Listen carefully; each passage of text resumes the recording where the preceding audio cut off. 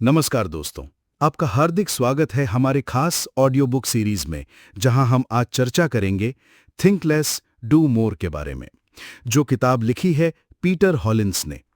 सोचने की जंग में फंसकर हम अक्सर एक्शन लेना भूल जाते हैं, लेकिन पीटर हॉलिंस ने इस पुस्तक में बताया है कि कैसे हम इंस्टिंक्ट और एनालिसिस को सही तरीके से बैलेंस करके अपनी डिसीजन मेकिंग और प्रोडक्टिविटी को नेक्स्ट लेवल तक ले जा सकते हैं। इस इंट्रो में हम आपको एक छोटा सा टेस्ट देंगे कि आगे क्या क्या मिलेगा। पहला, हम समझेंगे कि ओवर थिंकिंग हमारी क्रिएटिविटी और परफॉर्मेंस की सबसे बड़ी दुश्मन क्यों है।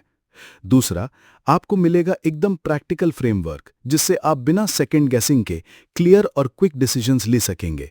और तीसरा, हम जानेंगे वो सीक्रेट ट्रिगर्स जो हमारे अंदर लेटेंट कॉन्फिडेंस को जगाते हैं, ताकि हम प्रोक्रास्टिनेशन और सेल्फ डाउट को पछाड़कर एक्शन मोड में शिफ्ट हो सकें।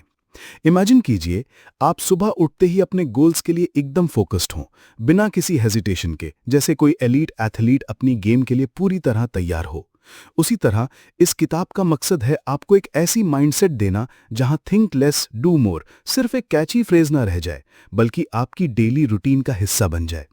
तो दोस्तों, तैयार हो जाइए एक ऐसी जर्नी के लिए जिसमें हम ओवर एनालिसिस के जाल से बाहर निकलकर इंस्टिंक्ट और स्ट्रक्चर्ड थिंकिंग का अल्टीमेट फ्यूजन सीखेंगे। अगले सेगमेंट में हम डाइव करेंगे पार्ट 1 द एक्शन माइंडसेट में, लेकिन उससे पहले एक गहरी सांस लीजिए और खुद को तैयार करिए अपनी सोच और एक्शन को रीडिफाइन करने के लिए। आइए चलते हैं आगे। दोस्तों, पार्ट 1 द एक्शन माइंडसेट में आपका स्वागत है।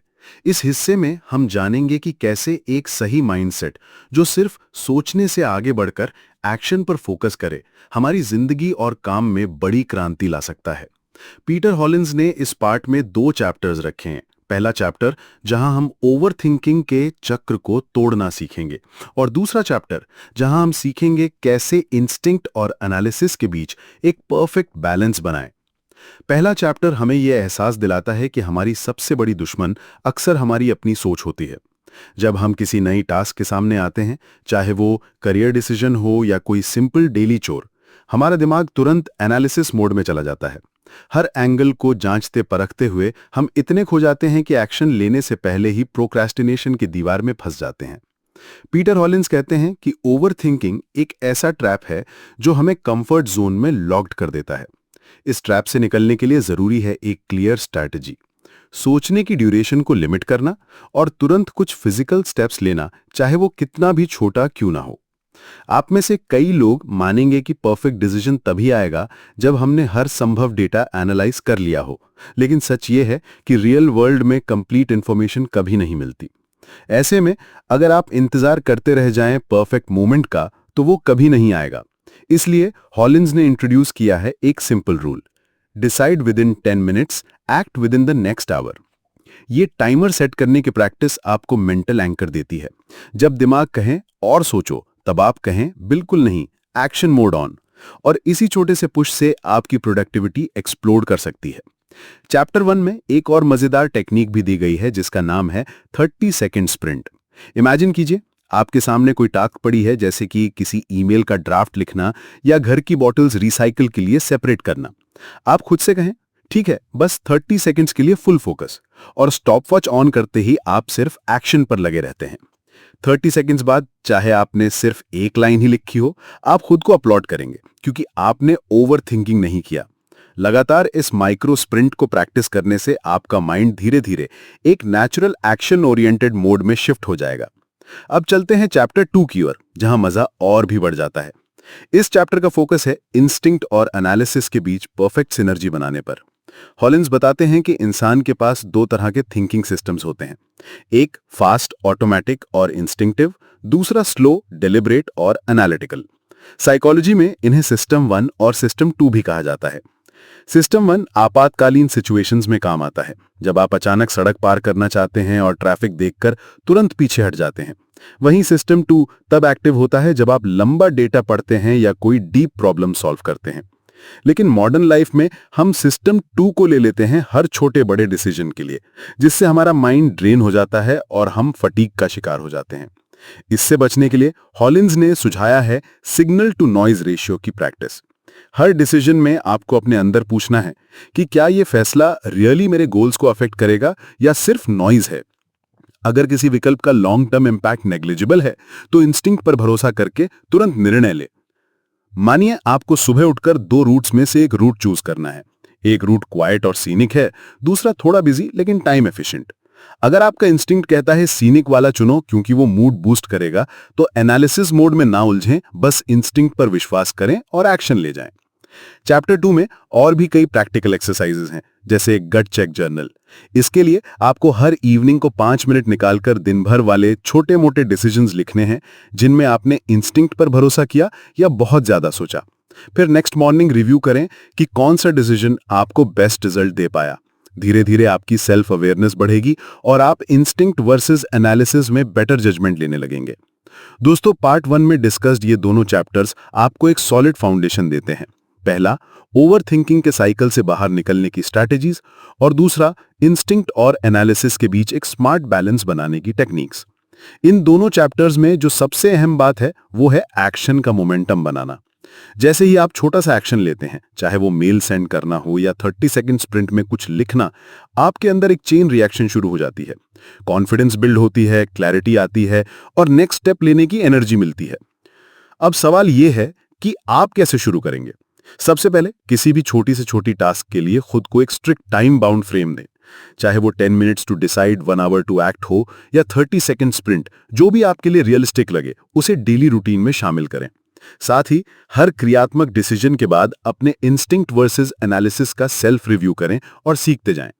इस तरह द एक्शन माइंडसेट आपकी दिनचर्या का हिस्सा बन जाएगा और ओवर थिंकिंग का भारी ढेर पीछे छूट जाएगा। अगले भाग में हम डेल्व करेंगे part 2 what does success really take, जहां हम सक्सेस के डीपर एलिमेंट्स पर्पस, पैशन और परसिवेरेंस पर चर्चा करेंगे।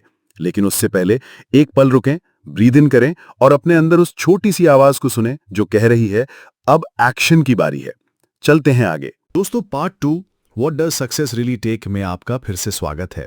इस हिस्से में हम 3 चैप्टर्स के जरिए गहराई से समझेंगे कि सफलता की परिभाषा सिर्फ गोल अचीवमेंट नहीं, बल्कि उसमें काम आने वाले deeper elements purpose, passion, Perseverance का सही मेल कैसे बनता है। पीटर हॉलिंग्स में इस पार्ट में जो इनसाइट्स दिए हैं वो आपकी लॉन्ग टर्म ग्रोथ के लिए बैकबोन साबित होंगे। Chapter 3 defining your north star. जब हम सक्सेस शब्द सुनते हैं तो दिमाग में अक्सर पैसा, प्रमोशन या सोशल रिकॉग्निशन आते हैं, लेकिन हॉलिंग्स कहते हैं कि इन एक्सटर्नल मैट्रिक्स के पीछे हमारी असली कंपस होती है, हमारा पर्सनल पर्पस। जैसे एक नाव बिना नॉर्थ स्टार के डायरेक्शनलेस बहती रहती है, वैसे ही आपका करियर और जिंदगी भी तब तक ड्रिफ्ट करती रहेगी जब तक आपने अपना कोर पर्पस डिफाइन नहीं किया। यह चैप्टर शुरू होता है एक थॉट एक्सपेरिमेंट से। इमेजिन कीजिए कि आप 90 साल की उम्र में हैं, अपनी लाइफ रिव्यू पढ़ रहे हैं और आपको सबसे ज्यादा सेटिस्फैक्शन किन अचीवमेंट से मिली। क्या यह सिर्फ बैंक बैलेंस था या उन रिलेशनशिप्स की गहराई, उन एक्सपीरियंसेस की रिचनेस और उन मोमेंट्स की ऑथेंटिसिटी। हॉलिंग्स बताते हैं कि जब आप अपने विजन लेटर को लिखते हैं, एक हार्टफेल्ट नोट जिसमें आप स्पेसिफाई करें कि आप अपनी जिंदगी से क्या लेगेसी छोड़ना चाहते हैं, तो आपका सबकॉन्शियस उसी विजन के अनुसार डिसीजंस लेने लगता है। इसमें एक एंगेजिंग एक्सरसाइज भी है जिसका नाम है विजन लेटर। हर सुबह उठकर 5 मिनट निकालें और अपने फ्यूचर सेल्फ को एक लेटर लिखें describing your ideal day 10 years from now. इसमें अपने इमोशनल स्टेट, फिजिकल एनवायरनमेंट और उस दिन के छोटे मोटे जॉयस का जिक्र करें, जैसे morning walk under a blooming cherry tree या फैमिली के साथ लाफ्टर फिल्ड डिनर। जैसे जैसे ये प्रैक्टिस डेली रूटीन बन जाएगी, आपका माइंड ऑटोमेटिकली डेली टास्क को उसी विजन की ओर अलाइन करने लगेगा। Chapter 4 fuelling your passion. अगला सवाल आता है कि जब आपका पर्पस सेट हो गया तो उसे ड्राइव करने वाला फ्यूल क्या है। हॉलिंग्स कहते हैं कि वही फ्यूल है आपका पैशन। लेकिन यहां एक खास बात, दे वॉर्न अगेंस्ट ब्लाइंड पैशन, जो कभी कभी हमें बर्नआउट की ओर भी ले जाती है। इसलिए जरूरी है कि आप पैशन के साथ साथ सस्टेनेबल एनर्जी मैनेजमेंट भी सीखें। यहां हॉलिंग्स एक फैसिनेटिंग कॉन्सेप्ट इंट्रोड्यूस करते हैं, पैशन स्प्रिंट्स। जैसे एथलीट्स इंटरवल ट्रेनिंग करते हैं, हाई इंटेंसिटी बर्स्ट के बाद रेस्ट लेते हैं, वैसे ही आप उन एक्टिविटीज का चुनाव करें जिनमें आपको मैक्सिमम जॉय और एनर्जी मिलती है, लेकिन उन्हें शॉर्ट स्प्रिंट्स में करें। हो सकता है ये राइटिंग हो, म्यूजिक कॉम्पोजिशन हो या कोई हॉबी प्रोजेक्ट हो। चैप्टर में एक प्रैक्टिकल फ्रेमवर्क है। अपने सप्ताह में 3 पैशन ब्लॉक्स ईयरमार्क करें।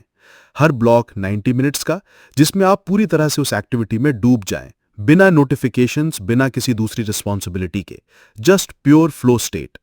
इन पैशन ब्लॉक्स के बीच में स्मार्ट ब्रेक्स ने, लाइट स्ट्रेचिंग, क्विक मेडिटेशन या फेवरेट स्नैक लेकर टू रिचार्ज। इस तरह आपकी क्रिएटिविटी हाई बनी रहेगी और आप लंबे समय तक एनर्जेटिक फील करेंगे। Chapter 5, mastering perseverance. अब आखिरी एलिमेंट, परसीवरेंस, यानी कंसिस्टेंसी का वो गुण जो आपको अपनी जर्नी में तब भी आगे बढ़ने में मदद करता है जब ऑब्स्टिकल्स और सेटबैक्स आपको रोकने की कोशिश करते हैं। हॉलिंग्स ने इस चैप्टर को इमोशनली इंगेजिंग स्टोरीज और रियल लाइफ एग्जाम्पल से भर रखा है, जैसे कि ओलंपिक एथलीट जिसने 5 बार फेलियर के बाद ही गोल्ड मेडल जीता, या स्टार्टअप फाउंडर जिसने बैंकरप्सी के बाद कंपनी खड़ी की।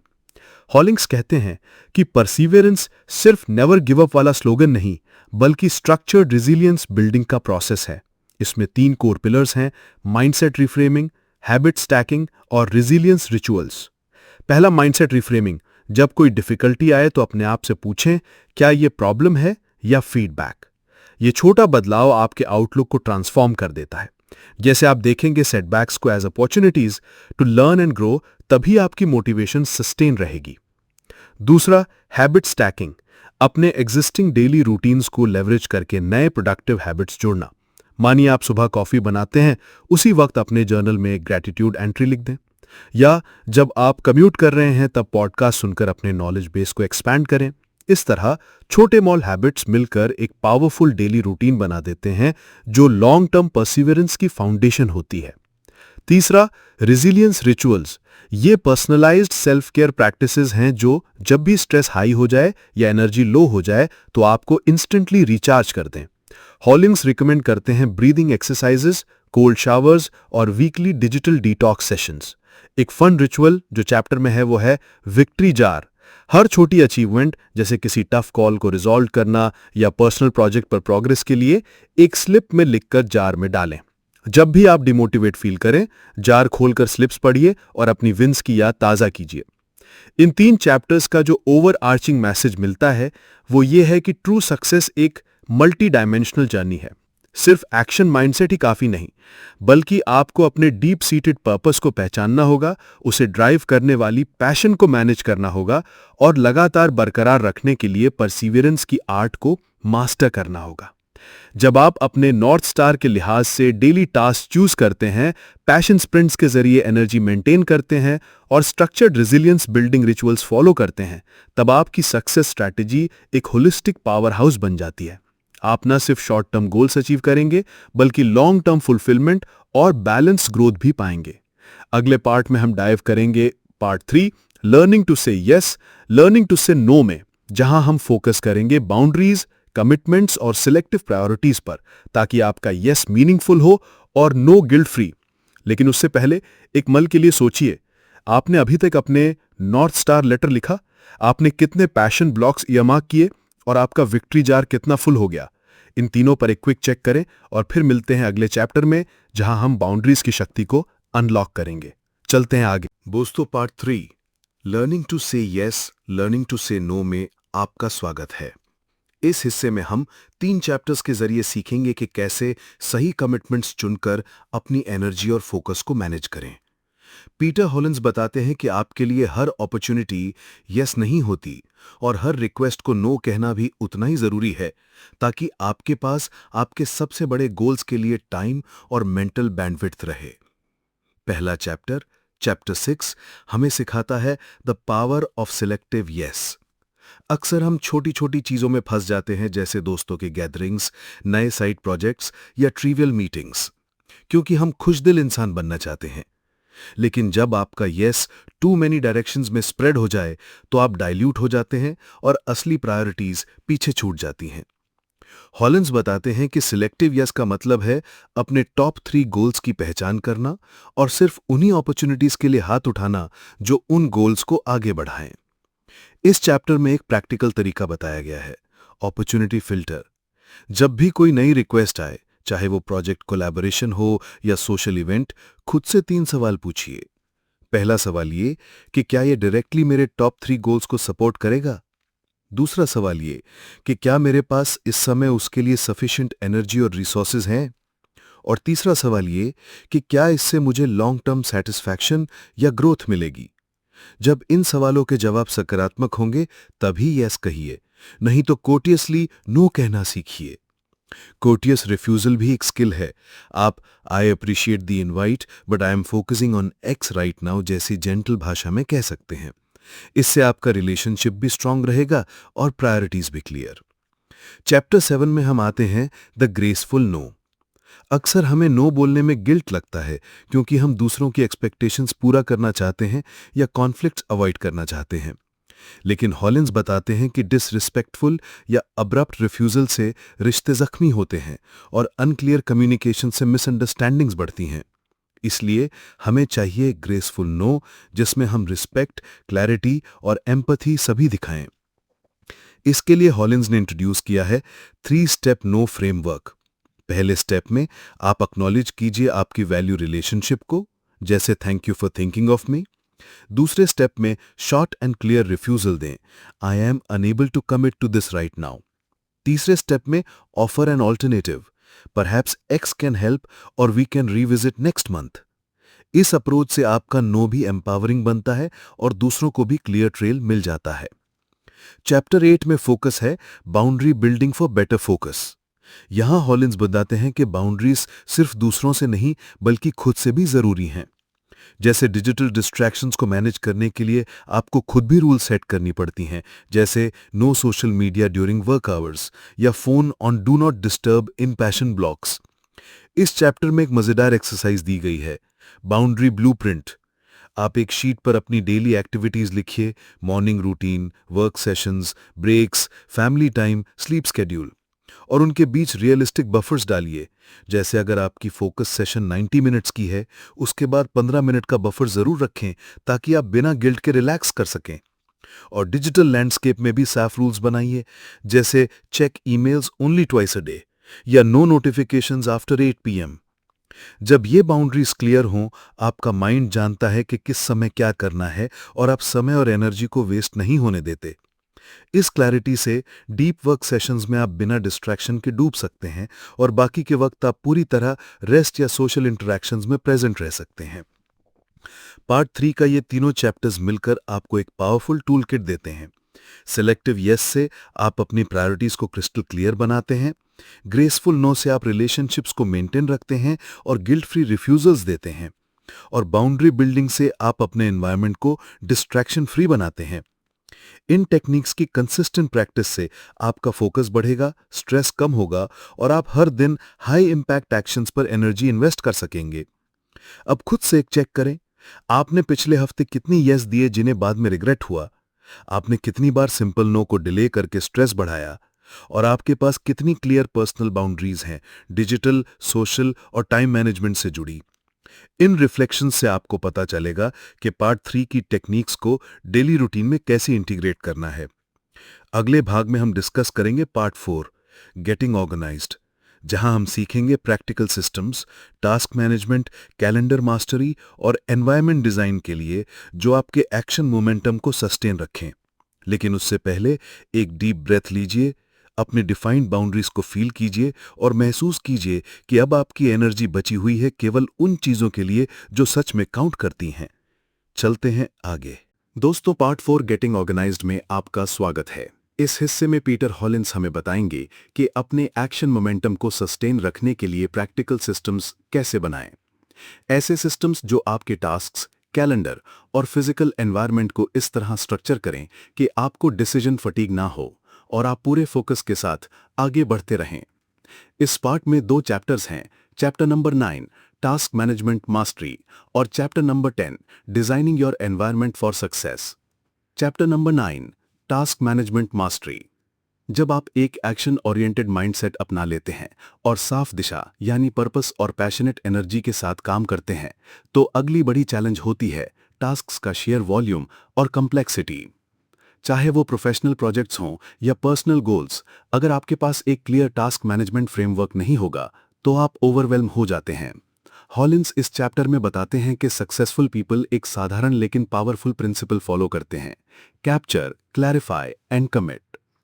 सबसे पहले कैप्चर का मतलब है अपने दिमाग में मौजूद हर आइडिया, हर टू डू, हर रिमाइंडर को कहीं ट्रस्टेड सिस्टम में डालना, चाहे वो डिजिटल ऐप में हो या एक फिजिकल नोटबुक में। जब भी कोई प्रोजेक्ट, मीटिंग या होम चोर दिमाग में आए, उसे तुरंत कैप्चर करें ताकि आपका माइंड खाली हो जाए क्रिएटिव थिंकिंग और प्रॉब्लम सॉल्विंग के लिए। इस प्रोसेस से आपको ये साइकोलॉजिकल रिलीफ मिलता है कि आपने सब याद किया और कोई टास्क स्लिप नहीं होगा। दूसरा स्टेप है क्लैरिफाई, जिसमें आप कैप्चर्ड आइटम्स को साफ साफ डिफाइन करते हैं। यहां हॉलिंस रेकमेंड करते हैं कि हर एंट्री के सामने एक छोटा सा डिस्क्रिप्शन लिखें। क्या ये एक स्टैंडअलोन टास्क है या एक मल्टी स्टेप प्रोजेक्ट? अगर सिंगल स्टेप है तो नेक्स्ट एक्शन आइडेंटिफाई करें, जैसे ड्राफ्ट क्लाइंट ईमेल या बाय ग्रोसरीज फॉर वीक। अगर मल्टी स्टेप है तो उसे प्रोजेक्ट मानकर ब्रेक डाउन करें और सब टास्क्स बनाएं। इस लेवल ऑफ क्लैरिटी से आपको पता रहता है कि अगला फिजिकल स्टेप क्या है, जिससे आप एनालिसिस पैरालिसिस से बचते हैं। तीसरा और आखिरी स्टेप है कमिट, जिसमें आप डिसाइडेड एक्शंस को अपनी कैलेंडर या टास्क लिस्ट में शेड्यूल कर लेते हैं। हॉलिन सजेस्ट करते हैं कि टास्क्स को सिर्फ स्टोर करने से काम नहीं चलेगा, उनके लिए स्पेसिफिक टाइम स्टैम्प्स और रिमाइंडर्स सेट करें। कैलेंडर में टाइम ब्लॉक्स बनाएं, जैसे Monday 10 to 11 AM draft presentation slides, ताकि आप टास्क को ही एक अपॉइंटमेंट की तरह ट्रीट करें। इस तरीके से आपका कमिटमेंट बढ़ता है और चांसेस कम हो जाते हैं कि टास्क प्रोक्रेस्टिनेशन की चपेट में आए। चैप्टर 9 में एक मजेदार कॉन्सेप्ट है, द 2-minute रूल। अगर कोई टास्क 2 मिनट में कंप्लीट हो सकता है तो उसे अभी करें। कैप्चर, क्लैरिफाई, कमिट प्रोसेस में डिले मत करें। ये छोटा सा ट्वीक आपके ओवरऑल सिस्टम को क्लटर फ्री रखता है और आप मोमेंटम बनाए रखते हैं। हॉलिंस बताते हैं कि इस रूल को कंसिस्टेंटली अप्लाई करने से आपके इनबॉक्स में छोटे टास्क्स का माउंटेन कभी नहीं बनता और आप मेंटली लाइट महसूस करते हैं। चैप्टर 9 की क्लोजिंग एक्सरसाइज है वीकली रिव्यू रिचुअल। हर रविवार शाम को 30 से 45 मिनट निकालकर उस पूरे हफ्ते का रिव्यू करें कि क्या आपने सभी कैप्चर टास्क क्लियर किए, कौन से कमिटमेंट्स आपने पूरा किया और कौन से पेंडिंग रहे। क्या आपके कैलेंडर में रियलिस्टिक टाइम ब्लॉक्स थे? इस रिचुअल से आपके पास लगातार फीडबैक लूप रहेगा, जिससे आप अपने टास्क मैनेजमेंट सिस्टम को रिफाइन कर सकेंगे और अगले हफ्ते के लिए ऑप्टिमल प्लानिंग करेंगे। Chapter number 10, designing your environment for success. अब जब आपके पास एक सॉलिड टास्क मैनेजमेंट फ्रेमवर्क हो गया है, अगली जरूरी चीज है आपका फिजिकल तथा डिजिटल एनवायरनमेंट जिसमें आप काम करते हैं, उसका डिजाइन। हॉलिंस कहते हैं कि आपकी सराउंडिंग्स हमेशा आपके बिहेवियर को इन्फ्लुएंस करती हैं, चाहे हम माने या नहीं।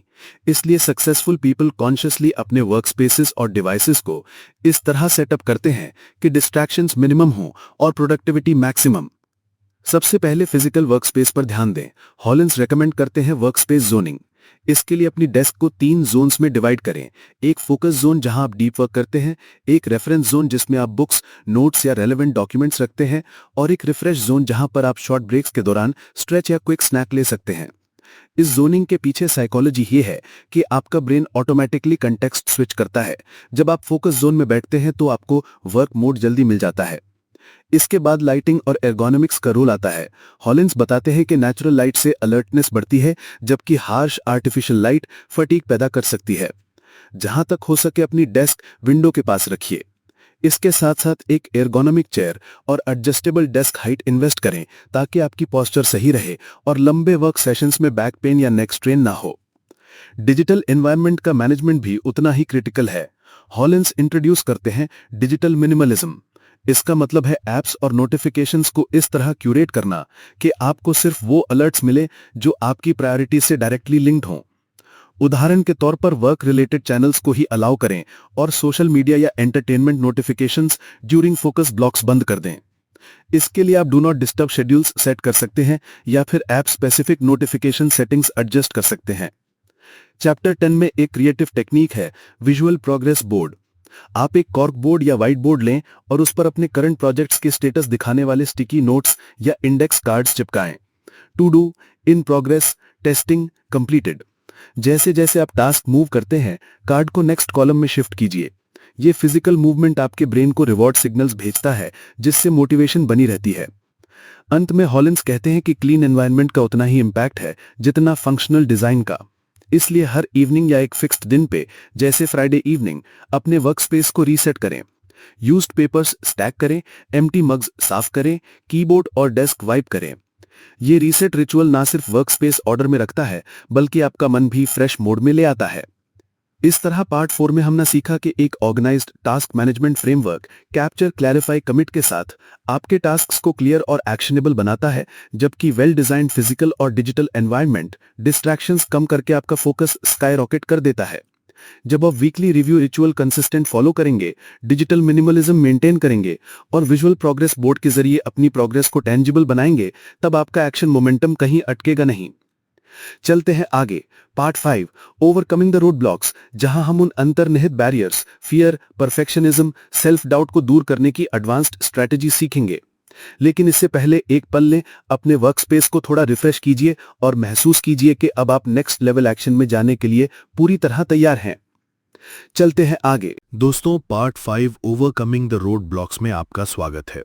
इस आखिरी हिस्से में हम उन अंदरूनी बाधाओं पर गहन नजर डालेंगे जो अक्सर हमारी एक्शन मोमेंटम को रोक देती हैं।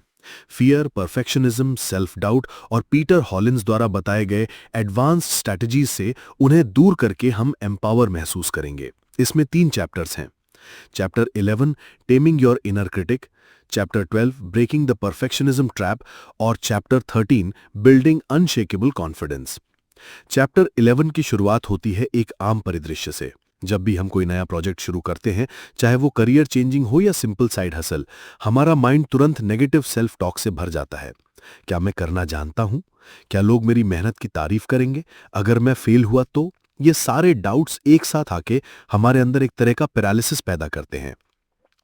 हॉलिन्स इस चैप्टर में बताते हैं कि इस इनर क्रिटिक को पहली बार सुनना ठीक है, लेकिन बार बार सुनने से एक्शन डेडलॉक हो जाता है। इसलिए सबसे पहला स्टेप है इनर क्रिटिक की आवाज को पहचानना और उसे डिस्टेंसिंग टेक्निक से क्वाइट करना। इस चैप्टर में ऑब्जर्वर टेक्निक एक बेहद असरदार टूल है, जहां आप खुद को थर्ड पर्सन में देखना सीखते हैं। जैसे मैं सोच रहा हूं कि मैं फेल हो जाऊंगा को आप रिफ्रेम करके बोलें, हे ऑब्जर्वर, उसने अभी ये नेगेटिव थॉट जनरेट किया है। इस तरह मेंटल स्पेस बनता है और नेगेटिव थॉट आपको कंट्रोल नहीं कर पाता। अगले लेवल पर हॉलिन्स रिकमेंड करते हैं थॉट जर्नल रखना। हर सुबह और शाम 5 मिनट निकालकर उन नेगेटिव थॉट्स को लिखना और फिर उनके पीछे वाले ट्रिगर्स को एनालाइज करना। जैसे अगर आप प्रोजेक्ट स्टार्ट करने से पहले डरते हैं कि लोग जज करेंगे, तो आगे लिखिए कि ये डर पिछले कौन से एक्सपीरियंस से जुड़ा है। इससे आपके सबकॉन्शियस में स्लोली क्लैरिटी आती है और इनर क्रिटिक की पावर कम होने लगती है। चैप्टर 12 में हम कदम रखते हैं परफेक्शनिज्म की दुनिया में, जो आउटवर्डली तो अचीवमेंट ओरिएंटेड लगती है, लेकिन अंदरूनी रूप से एक स्लो मूविंग केज होती है। जैसा कि हॉलिन्स कहते हैं, परफेक्शनिज्म कोई गुण नहीं, बल्कि एक डिस्गाइज्ड फियर है। Fear of criticism, fear of failure, fear of imperfection. इस चैप्टर में उनका मानना है कि परफेक्शनिज्म के पीछे हमेशा एक अनरियलिस्टिक स्टैंडर्ड होता है, जो कभी भी 100% अटेनेबल नहीं होता। इसलिए हमें पहले इस अनरियलिस्टिक टारगेट को आइडेंटिफाई करना होता है। इसके लिए हॉलिन्स इंट्रोड्यूस करते हैं द इम्परफेक्शन एक्सपेरिमेंट, जहां आप इंटेंशनली किसी छोटे टास्क में 80% एफर्ट डालकर फिनिश कर देते हैं और 20% इम्परफेक्शन को अलाउ करते हैं। मानिए आप ब्लॉग पोस्ट लिख रहे हैं, एक ड्राफ्ट में माइनर टाइपोस छोड़ दीजिए, इमेजेस परफेक्ट लाइन ना करें या फॉर्मेटिंग पर थोड़ा कम ध्यान दें। फिर देखें आपका रिजल्ट कम्युनिटी में कैसे रेजोनेट करता है। अक्सर आप पाएंगे कि रीडर्स या यूजर्स को इतनी माइनर इम्परफेक्शन भी प्रॉब्लम नहीं होती, बल्कि आपने एक्शन लिया और यही असली ऑब्जेक्टिव था। इस एक्सपीरियंस से आप अपने इंटरनल परफेक्शन बार को रियलिस्टिक लेवल पर रीसेट कर पाते हैं। चैप्टर 12 में एक और एंगेजिंग तरकीब है प्रोग्रेस ओवर परफेक्शन पैक्ट। इसमें आप अपने आप से एक कमिटमेंट लिखते हैं कि आप अगले सप्ताह में कोई भी बड़ा प्रोजेक्ट मिनिमम वायबल वर्जन यानी एनवीपी के साथ कंप्लीट करेंगे। एनवीपी का मतलब है सिर्फ वो कोर फीचर्स या एक्शंस जो रिजल्ट देने के लिए जरूरी हों। जैसे अगर आप कोई वीडियो ट्यूटोरियल बना रहे हैं, तो इनिशियल वर्जन में सिर्फ कंटेंट रिकॉर्डिंग पर ध्यान दीजिए, बैकग्राउंड स्कोर या फैंसी एडिट्स बाद में ऐड करिए। इस पैक्ट को पेपर पर लिखकर अपनी दीवार पर चिपकाना होता है, ताकि हर बार जब परफेक्शनिस्ट वॉइस बोले तो आप खुद को यह पैक्ट याद दिलाएं। चैप्टर 13 की शुरुआत होती है एक पॉजिटिव परिदृश्य के साथ, कॉन्फिडेंस। हॉलिन्स कहते हैं कि कॉन्फिडेंस वो फाउंडेशन है जो हमें कंसिस्टेंट एक्शन लेने में मदद करती है, खासकर जब रोड ब्लॉक सामने खड़ी हों। लेकिन अनशेकेबल कॉन्फिडेंस अचानक कहीं से नहीं आती। ये छोटे स्मॉल विंस, डेलिब्रेट प्रैक्टिस और सेल्फ अवेयरनेस के कॉम्बिनेशन से बनती है। यहां 3 कोर स्ट्रैटेजीज हैं: confidence conditioning, skill mastery loops और आइडेंटिटी एंकरिंग। पहली स्ट्रैटेजी है कॉन्फिडेंस कंडीशनिंग, जिसमें आप छोटे साइजेबल चैलेंजेस चुनते हैं और उन्हें इंटेंशनल वे में पूरा करते हैं। मानिए आप पब्लिक स्पीकिंग में नर्वस फील करते हैं, तो शुरुआत करिए एक छोटा वीडियो क्लिप रिकॉर्ड करके सिर्फ 1 मिनट बोलने का। फिर ग्रेजुअली ड्यूरेशन बढ़ाइए। हर बार जब आप ये चैलेंज पूरा करते हैं, आप खुद को मेंटल रिवॉर्ड देते हैं, चाहे वो अपलॉज हो या एक ट्रीट, जिससे ब्रेन में कॉन्फिडेंस का न्यूरल पाथवे स्ट्रेंथन होता है। दूसरी स्ट्रैटेजी स्किल मास्टरी लूप्स। हॉलिन्स इसे एक कंटिन्यूअस लर्निंग साइकिल बताते हैं। पहले स्टेप में आप एक स्पेसिफिक स्किल पर फोकस्ड प्रैक्टिस करें, दूसरे स्टेप में फीडबैक लें या सेल्फ रिव्यू जर्नल के जरिए, तीसरे स्टेप में इंप्रूवमेंट्स इंप्लीमेंट करें और चौथे स्टेप में सेलिब्रेट स्मॉल माइलस्टोन्स। इस लूप से स्किल बेस्ड कॉन्फिडेंस बिल्ड होती है, जो जनरलाइज स्टीम को भी बूस्ट करती है।